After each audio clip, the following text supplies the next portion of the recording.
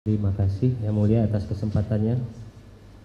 Izin Saudara Ahli Pak ini, salam hormat dari saya karena beliau ini salah satu orang yang saya kagumi, salah satu ahli forensik pertama di Indonesia. Tapi berkaitan dengan kasus ini saya mungkin ingin menanyakan beberapa hal, Pak, dan mungkin mohon izin juga nanti untuk dibatasi sesuai dengan koridor keahlian yang Bapak miliki. Yang pertama, ketika Bapak tadi menyatakan bahwa bukti saintifik tidak memadai dalam penanganan perkara ini, seperti itu. Kemudian bahwa pihak pemohon juga menyatakan bahwa ini ada kejadian kecelakaan lalu lintas.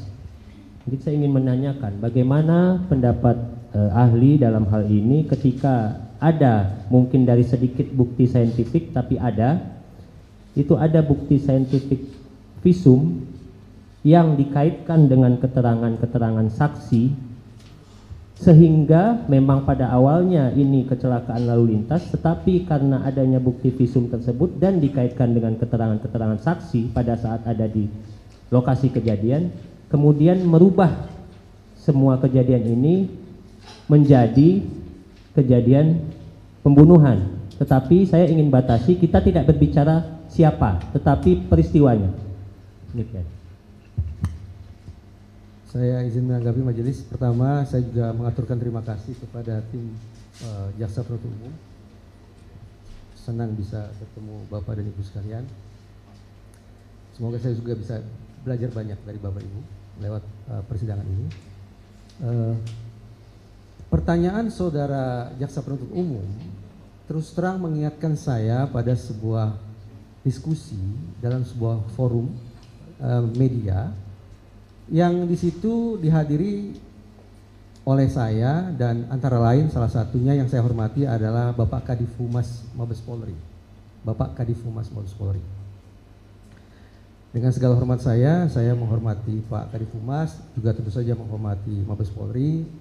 Saya ingat beliau menggunakan kosakata pembunuhan sebagai sebuah simpulan tentang peristiwa Cirebon 2016, pembunuhan. Saya harus tandaskan betul majelis, sekiranya ini memang merupakan pembunuhan, tentu saya berharap otoritas penegakan hukum bisa menangkap pelaku dan menghukum seberat-beratnya. Sekiranya memang terjadi pembunuhan dan perkosaan massal terhadap korban. Namun saya sampaikan pada saat itu majelis, dan sekarang saya sampaikan kepada saudara Jaksa Penuntut Umum yang saya hormati, sepanjang berkas yang bisa saya baca, saya tidak menemukan kata pembunuhan terkait dengan simpulan kematian kedua korban. Tentang isi visum et repertum, rinciannya itu bukan berada di khazanah psikologi forensik. Karena itu saya hanya berfokus pada istilah kematian tidak wajar. Yang saya baca majelis di dalam berkas, istilah yang digunakan oleh dokter adalah kematian tidak wajar. Saya sampaikan bahwa termasuk dalam kajian psikologi forensik, kematian manusia bisa disebabkan oleh 4 hal.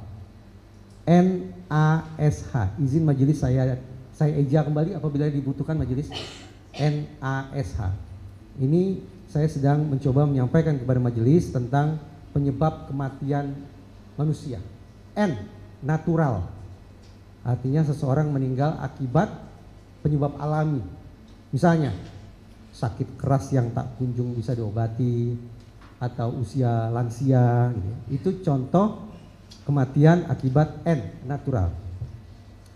Kematian akibat faktor natural ini yang saya pahami sebagai kematian yang wajar majelis. 3 selebihnya saya pahami sebagai kematian yang tidak wajar, yaitu ASH. Mulai dari A, accident, ACCIDENT, kecelakaan. Itu kematian tidak wajar. Berikutnya, suicide, SUICIDE, maaf, bunuh diri. Dan yang ketiga adalah homicide, HOMICIDE, kematian akibat perbuatan orang lain. Saya tidak menggunakan istilah pembunuhan karena belum tentu perbuatan orang lain itu berupa pembunuhan. Tapi homicide adalah kematian yang disebabkan oleh perbuatan orang lain. Saya ulangi majelis, N atau natural itu yang saya pahami sebagai kematian yang wajar. Sementara accident, suicide, dan homicide inilah yang saya pahami sebagai kematian tidak wajar. Saya sampaikan di hadapan yang saya hormati Pak Kadif Humas Mabes Polri, dan sekarang saya sampaikan kepada saudara Jaksa Penuntut Umum, sepanjang yang bisa saya baca di dalam berkas adalah kematian tidak wajar. Namun kematian tidak wajar itu apakah serta-merta bisa disimpulkan sebagai pembunuhan? Belum tentu majelis. Karena sekali lagi yang saya pahami ada 3 jenis kematian tidak wajar, yaitu kematian akibat kecelakaan, kematian akibat bunuh diri, dan kematian akibat orang lain.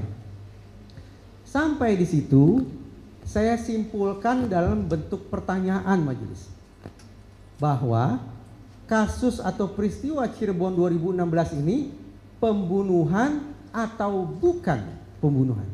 Sampai di sini. Jadi saya tidak berpretensi mengatakan bahwa peristiwa 2016 adalah kecelakaan. Sebagaimana saya juga tidak menyimpulkan bahwa ini merupakan bunuh diri, pun saya tidak pernah menyimpulkan bahwa ini merupakan pembunuhan. Saya bertanya, kematian tidak wajar itu apakah merupakan pembunuhan? Bukan pembunuhan. Apakah akibat perbuatan orang lain? Apakah bunuh diri? Atau apakah akibat kecelakaan? Demikian saudara. Mudah-mudahan bisa dipahami. Mungkin melanjutkan sedikit Pak. Nah tadi sudah disampaikan seperti itu, penyebabnya kematian tidak wajar ada 3. Nah saya ingin menanyakan lebih lanjut, bagaimana terkait 3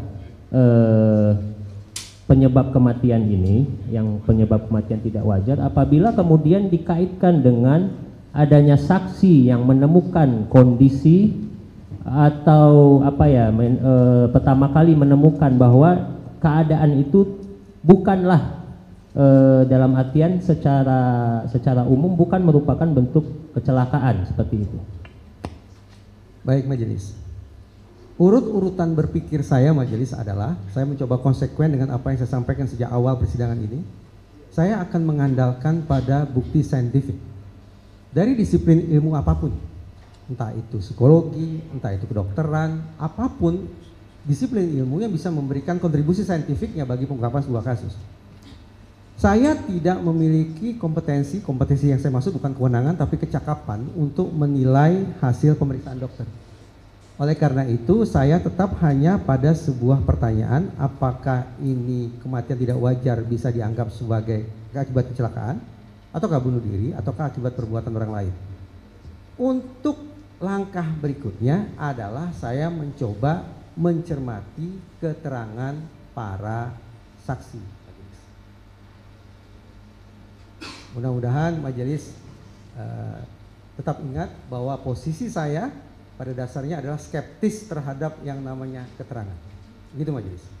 Nah, dari satu keterangan ke keterangan lain, apalagi tambah adanya penangkapan terhadap Peggy Setiawan dan kemudian juga pencabutan keterangan yang dilakukan oleh Liga Akbar dan Dede, tambah lagi testimoni dari anak Sakatatal, dan ini catatan yang menurut saya landmark bahwa Kapolri sekali lagi sudah menyampaikan menurut saya sebuah testimoni bahwa sekaligus otokritik bahwa kerja Polda Jabar pada tahun 2016 dalam mengungkap kasus Cirebon tidak memadai secara saintifik. Ini yang menjadi dasar bagi saya dengan segala hormat sanksi terhadap kualitas keterangan para saksi yang ada di dalam berkas tersebut. Ini pandangan umum saya.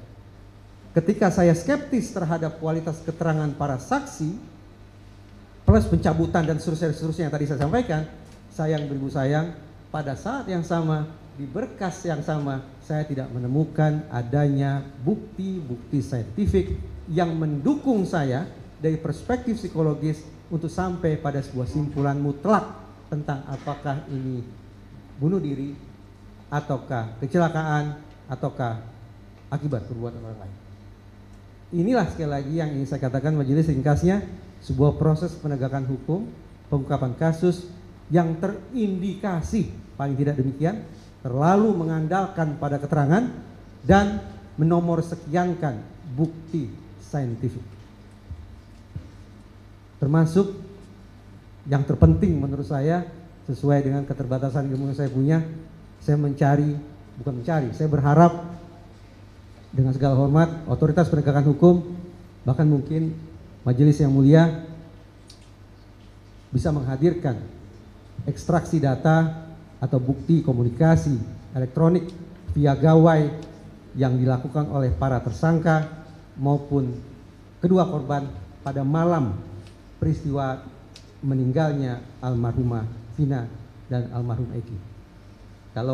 Kalau bukti komunikasi rinci itu ada, siapa dengan siapa, tentang apa, pada jam, menit, detik keberapa itu tersedia, mudah-mudahan kontribusi psikologi forensik akan lebih signifikan, terlepas siapapun ahli yang dihadirkan di ruang yang mulia ini. Demikian.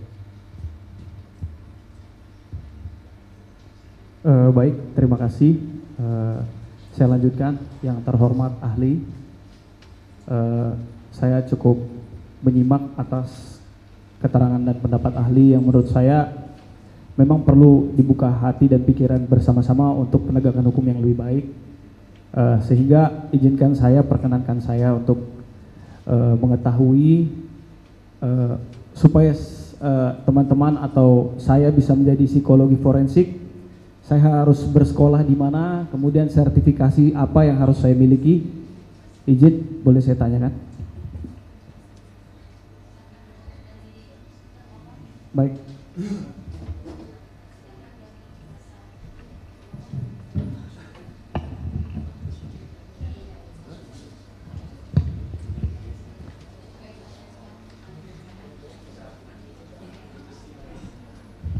Izin majelis, saya perlu maju atau duduk? Saya maju.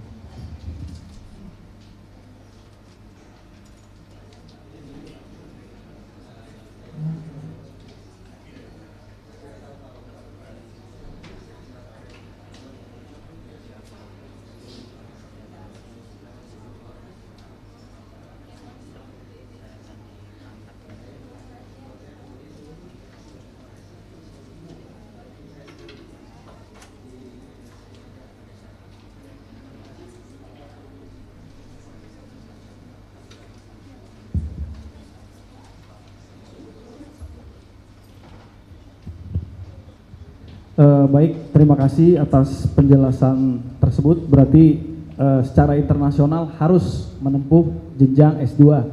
Seperti itu, ahli? Yang saya pahami demikian. Baik, terima kasih. Izinkan saya yang awam terhadap ilmu psikologi forensik ini, untuk saudara jelaskan di mana batasan psikologi forensik dengan psikologi, karena selama ini yang saya pahami adalah ilmu psikologi. Izin. Baik, ini pertanyaan yang menurut saya semestinya diajukan paling awal. Karena belum diajukan, ahli. Izin. Siap. Terima kasih saudara jaksa. Siap. Bahkan sejujurnya saya katakan, saya menaruh rasa hormat karena sepatutnya pertanyaan ini diajukan oleh penasihat hukum, pihak yang mendatangkan saya. Tapi terima kasih. Baik. Saya mulai dari pemaknaan psikologi terlebih dahulu. Majelis sudah barang tentu banyak ilmuwan, banyak pula definisi yang mereka telurkan terkait dengan apa itu psikologi dan apa itu psikologi forensik. Tetapi saya mengacu pada definisi bahwa psikologi adalah ilmu yang mempelajari tentang tingkah laku dan proses mental manusia. Memang dalam penelitian psikologi juga ada mazhab tertentu yang menggunakan binatang. Belajar tentang perilaku dan proses mental kera, belajar tentang perilaku dan proses mental burung, belajar tentang tingkah laku dan proses mental anjing, tikus, kucing dan segala macam. Tapi simpulan yang mereka peroleh digunakan untuk memahami perilaku dan proses mental manusia. Ya, ini mengundang perdebatan etis memang. Kenapa yang diteliti binatang tapi diterapkan untuk manusia gitu. Tapi yang jelas sekali lagi yang dipelajari adalah manusia. Apanya? Dimensi apa yang dipelajari psikologi? Pada dimensi perilaku dan proses mentalnya, psikologi. Apakah cukup dipahami sampai di situ sebelum saya lanjut? cukup untuk dilanjutkan. Tadi psikologi. Forensik. Oh ya, siap. Sekarang psikologi. Baik. Psikologi forensik majelis, sekali lagi banyak ilmuwan, banyak definisi. Saya memahami psikologi forensik sebagai psikologi di ranah hukum. Ini yang saya sampaikan setiap kali saya mengisi materi psikologi persidangan di Pusdiklat Mahkamah Agung. Psikologi forensik diterjemahkan secara bebas adalah psikologi hukum. Maknanya adalah psikologi forensik mempelajari tentang tingkah laku dan proses mental manusia di ranah hukum. Siapa gerangan manusia itu? Kalau dalam konteks pidana, maka manusia yang dikaji perilaku dan proses mentalnya di pidana adalah pelaku, korban, saksi, dan personil penegakan hukum itu sendiri. Baik itu polisi, baik itu jaksa, baik itu yang mulia hakim, baik itu advokat. Nah, psikologi forensik alias psikologi hukum ini tidak berada pada posisi setara. Antara psikologi dan hukum tidak berada pada posisi setara. Saya dengan segala kerendahan hati memposisikan psikologi forensik sebagai psikologi yang menghamba ke hukum. Psikologi yang mendukung kerja hukum.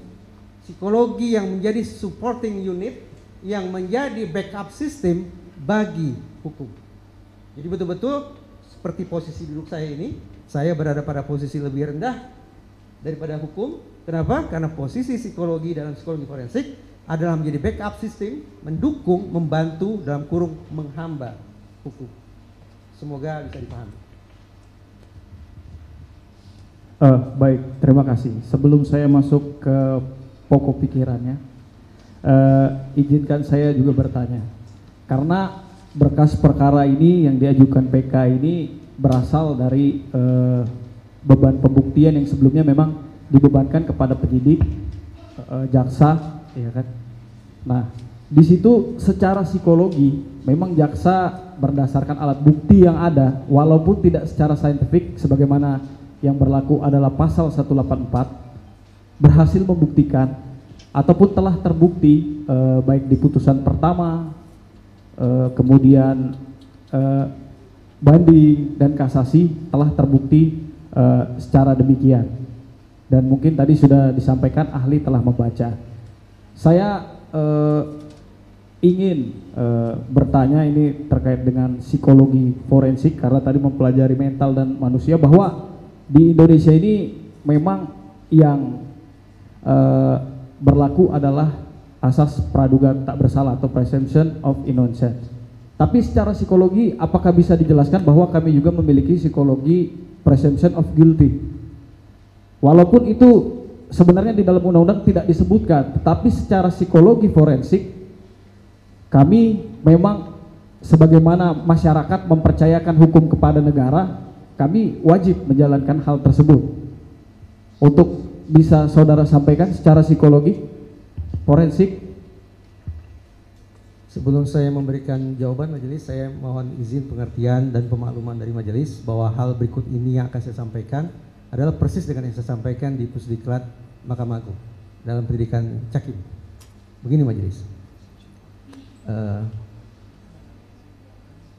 tetap dengan menjunjung rasa hormat terhadap hukum dan otoritas penegakan hukum, termasuk otoritas Mahkamah Agung, saya mengajak peserta pendidikan untuk berdiskusi tentang seberapa jauh sesungguhnya psikologi teryakinkan oleh asumsi bahwa personil penegakan hukum termasuk hakim masuk ke dalam ruang sidang dengan 100% asumsi praduga tak bersalah. Demikian ya kurang lebih. Majelis, sekali lagi tetap dengan junjung rasa hormat, saya dengan latar keilmuan yang saya punya jelas punya keterbatasan, tidak sungguh-sungguh teryakinkan oleh asumsi itu. Mengapa? Karena yang saya pahami majelis, tolong saya dikoreksi sekiranya saya keliru. Ketika majelis masuk ke ruang sidang atau ketika persidangan ini mulai berlangsung, berkas pertama yang dibuka adalah berkas dari satu pihak, yaitu berkas yang disodorkan oleh jaksa penuntut umum. Tebal, ada bukti saintifik, ada keterangan, dan seterusnya, lengkap sekali, panjang, beratus-ratus halaman itu.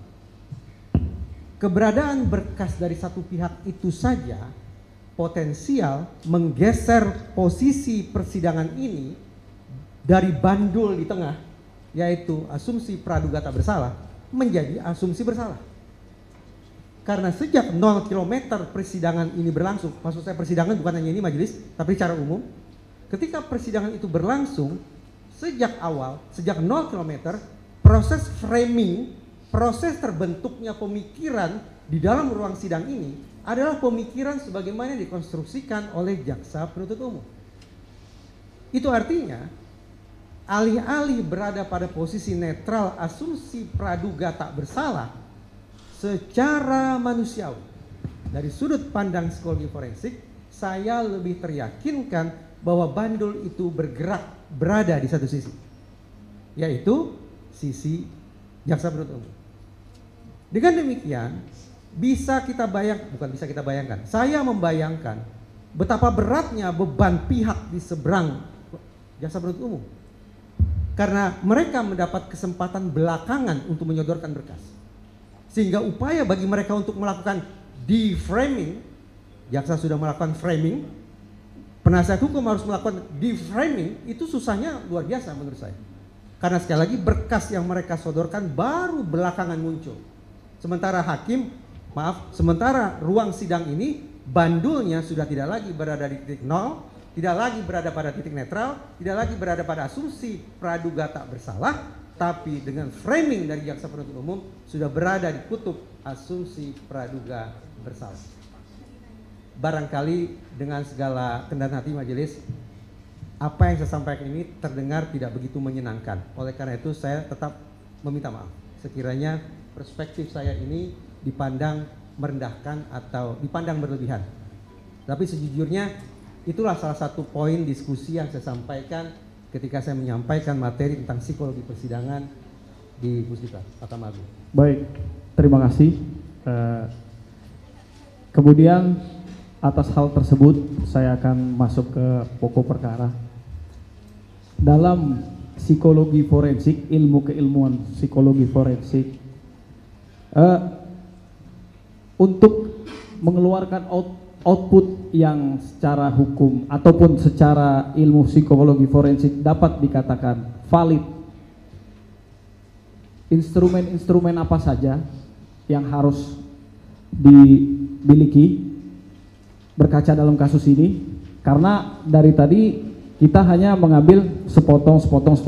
Nah, maksud saya secara valid, seorang psikologi forensik ketika memberikan keterangan yang valid, dia itu membutuhkan apa? Misalnya kami sajikan berkas perkara, alat-alat bukti atau apa hal tersebut sehingga itu bisa dikatakan valid, dan metodologi apa yang bisa digunakan seorang psikologi forensik sehingga itu dapat dikatakan sebuah produk yang valid dan legit.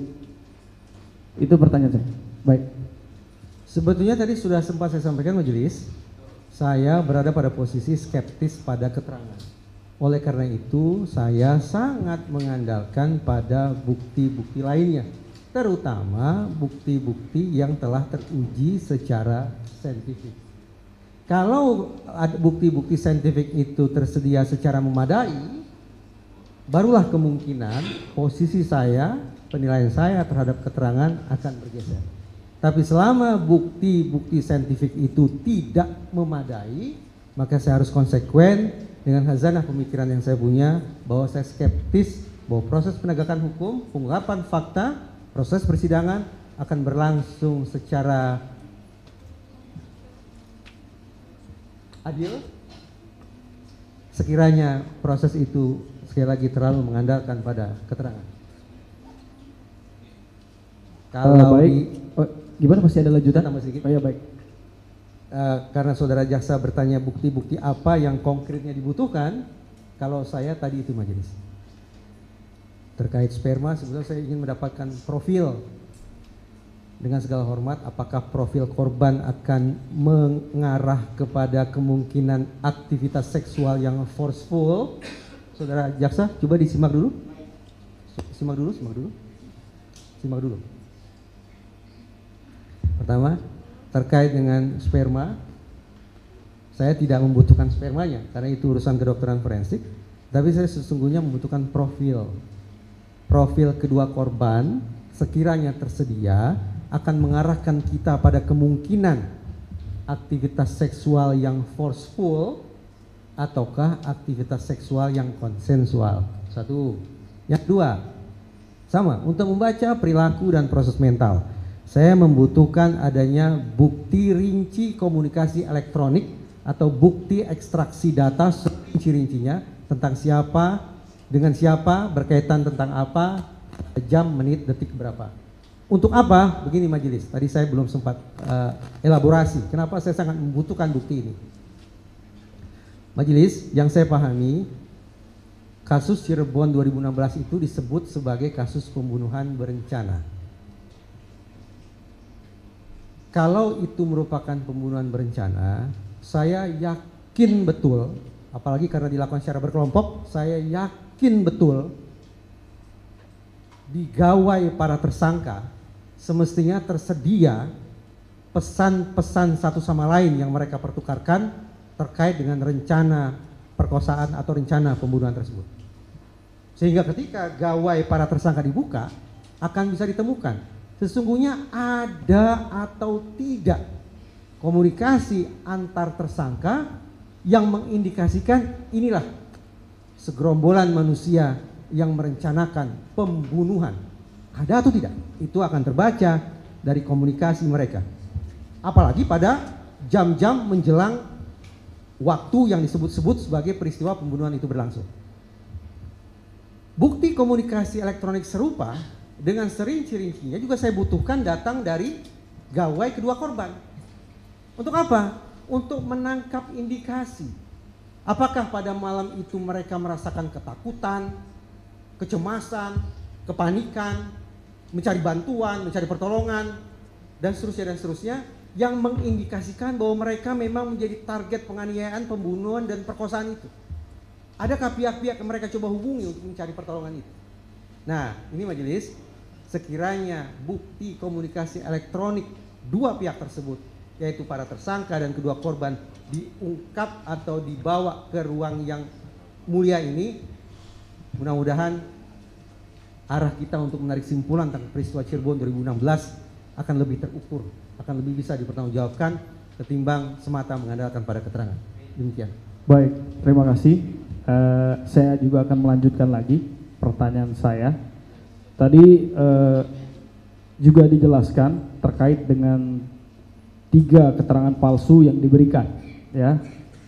Kalau saya sependek sepengetahuan yang saya terima tadi, itu voluntary false confession, coerced, dan internalized. Dan saudara ahli tadi menyampaikan dari pandangan bahwa ini karena penyiksaan, karena ini sehingga keterangan palsu bisa diberikan. Sekarang saya akan bertanya seperti ini. Apakah atas keterangan Saka Tatal yang sebelumnya telah terbukti di dalam persidangan di PN, PT, ya, PT maupun Mahkamah Agung, karena adanya pihak-pihak lain berdasarkan teori saudara tadi, dia bisa merubah keterangannya yang awalnya dia menyatakan memang ikut dalam atau bersama-sama, yang terbukti ikut bersama-sama melakukan pembunuhan berencana, sekalipun gradasinya memang sudah ditentukan sebagaimana putusan, itu bisa berubah menggunakan teori saudara tadi karena adanya tekanan-tekanan atau bisikan-bisikan dari luar, seperti itu. Yang mulia, izin yang mulia, ini tempat yang mulia, tidak perlu seperti itu yang mulia. Izin. Yang mulia,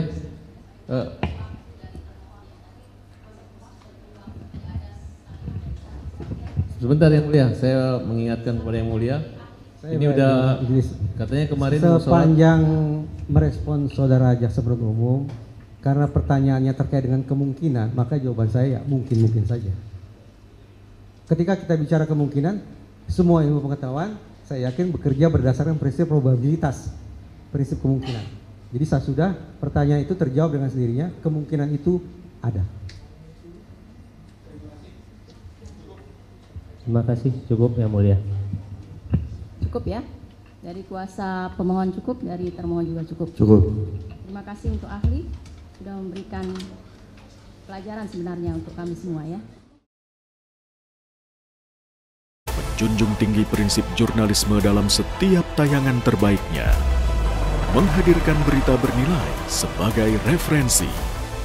Gelar bicara yang tajam. Tidak, ini kan kebohongan dong. Mengupas fakta demi fakta dan mendorong pencarian solusi. Serta investigasi yang mengungkap kebenaran.